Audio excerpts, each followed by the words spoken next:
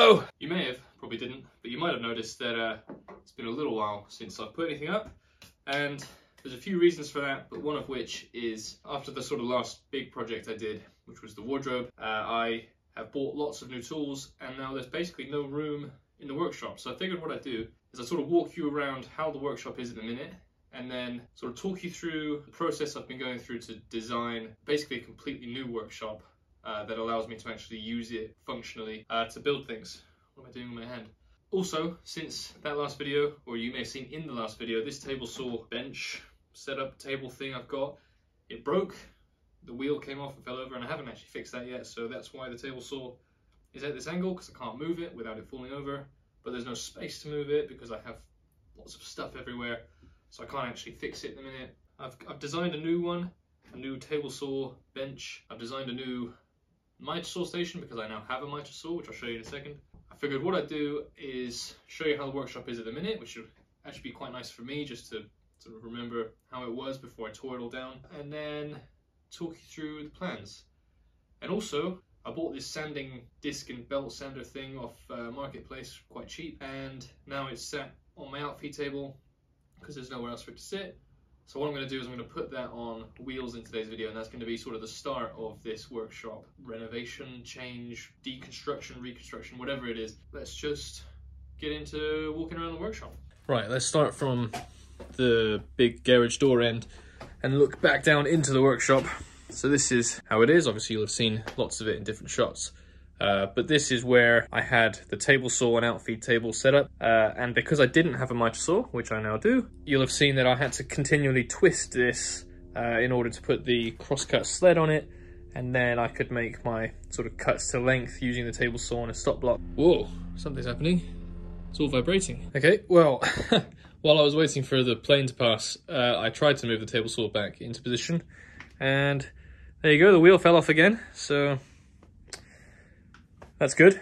I'll continue the tour anyway with my broken table saw. So what happened to the right of this is it became all of the sort of spare wood storage that I had, and I think I'm going to end up just throwing away a lot of this as I rebuild the workshop, because a lot of it's just, you know, old bed frames and stuff that I'm probably not going to really use in a project, and it's just taking up space. So, but this is where I keep wood. This is where I throw away all of the offcut, and then here's some plywood that I will end up using, and some wood that I won't. That's where I keep my lawnmower, which so that's not very practical. And then over here is lumber storage rack. It's on wheels, which you can't see because there's too much wood everywhere, but this was an old DJ rack, so sort of synth rack. And I sawed it apart. The bottom half of it became this lumber storage rack. The top half became these shelves. And now it stores a load of wood, which again, I need to throw away lots of because I'm a hoarder and lots of it's just crap. Behind there is where I keep saws, clamps, all of my paints, glues, stains, sealants, everything like that.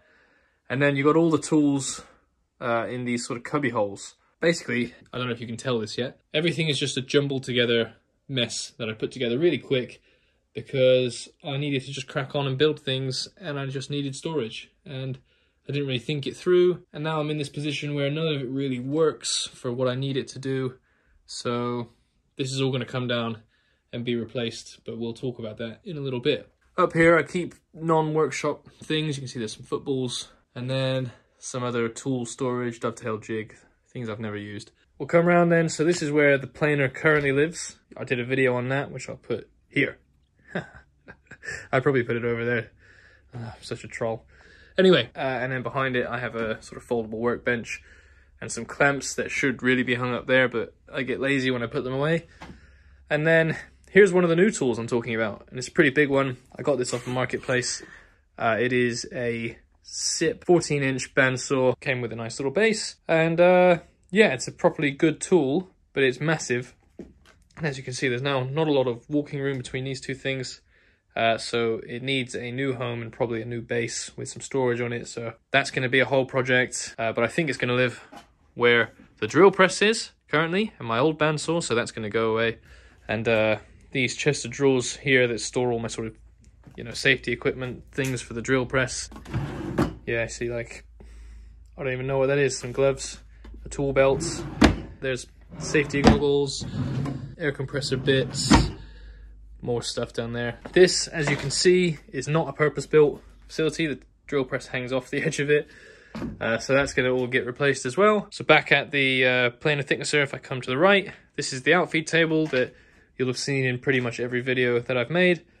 The dust collection lives underneath there. The air compressor lives, well, it's there at the minute, but it normally lives in this box to try and dampen some of the sound.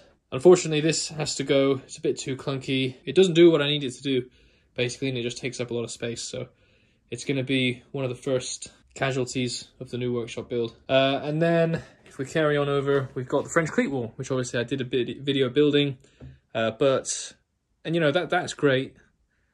This serves its purpose, but the workbench it's attached to doesn't.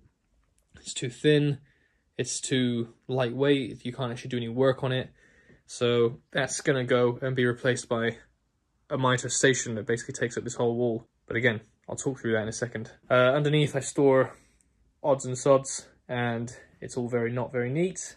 Up here, this is how I film everything. So it's sort of 2 axes, camera, jig, and then there's a tripod that's literally hanging from a bit of wood. That's how I'm filming at the minute. I'm going to come up with a better solution for this because I just often have really bad, terrible shots because I'm confined to this area, basically, and I'm too lazy to take the tripod down. And then, yeah, here's the newest tool of them all, which is the mitre saw. I literally haven't even used it yet. It's that new, and it currently lives on this wheeling tool cart. But it needs a proper home, I think, where it can be a sort of designated setup with stop blocks and everything to make repeatable cuts. And that's what this wall is going to be. So it's going to be one big mitre station. Mitre saw is going to be about there. And then I think the drill press is going to live at the end. The planer thicknesser is going to live underneath. The air compressor is going to live in it. The dust collection is going to live in it. This tool chest is going to live right at the end underneath it, and then there'll be loads of wall storage free for me to probably do a big French cleat setup. That brings me to the non-workshop side of the garage. So underneath this tarp, you might remember I did a video building this wall out. The bikes live under there. Behind these 2 doors is where the cushions live for the outdoor sofas that we've got. Random bits for the barbecue and bird feed is up there, and then car cleaning stuff. Basically this wall is dedicated to non-workshop stuff because I have to share this space with everything we actually use for life. I try to keep that confined to one area, and in the workshop over here. That's a bit of a whistle-stop tour. All this section of the video is documenting how it was before I actually built it to be how I think it needs to be a very functional space. Anyway, that's enough rambling. Today, to start this whole process, I need to start getting things on wheels so that I have the ability to move things around as I'm building, so I can actually have the space to do so. So I've just bought this. I'm going to spend a bit of time messing around with it, and then I'll do a video on, you know, my thoughts on it. It's big and bulky, and I think I can put it on top of a cabinet I've already got, and then put some wheels on that cabinet, and then this will be able to roll about wherever I need it to be. So let's just do that. Okay, here's the cabinet in question, which is shoved here at the minute. I don't even know if I can get this out. Oh, that was easy.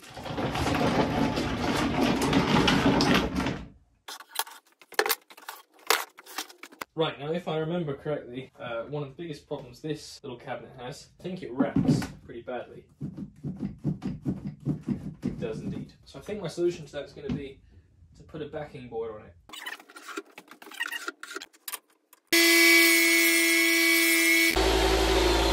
I think this is actually a fairly neat solution because I can now use this to hook things onto. So that's a happy coincidence.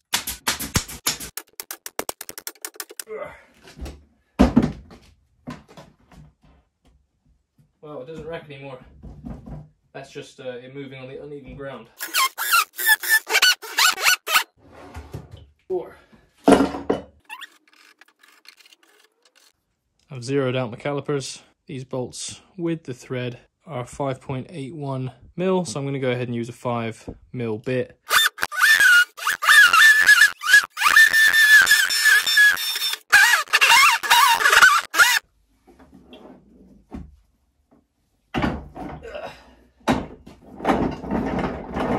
Right, now let's put the old machine on it.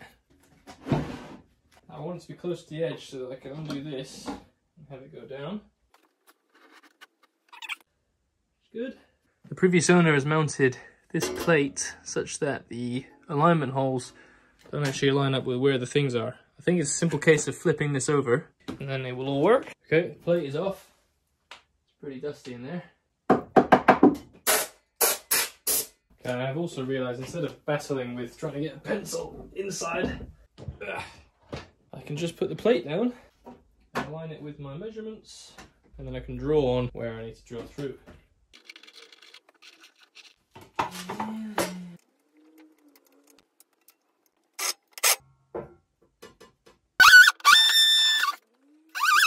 think I just missed filming that part, but I just drilled in on my scribed line. I'm just going to chisel off the blowout on the bottom.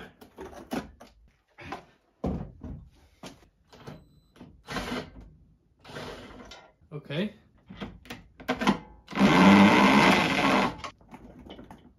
Huh. Bloody hell.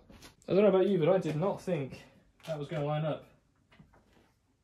But it did, and I can't even lift it off. Right, okay.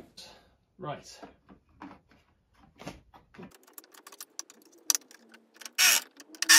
There we have it. Sanding is now all nice, neatly stored on this rollable cart. It's fixed down somehow with these bolts. And the wire stores very neatly back here. And it's pretty solid. There you go. Obviously there's going to be more videos where the rest of the workshop gets built out. But that's a good start.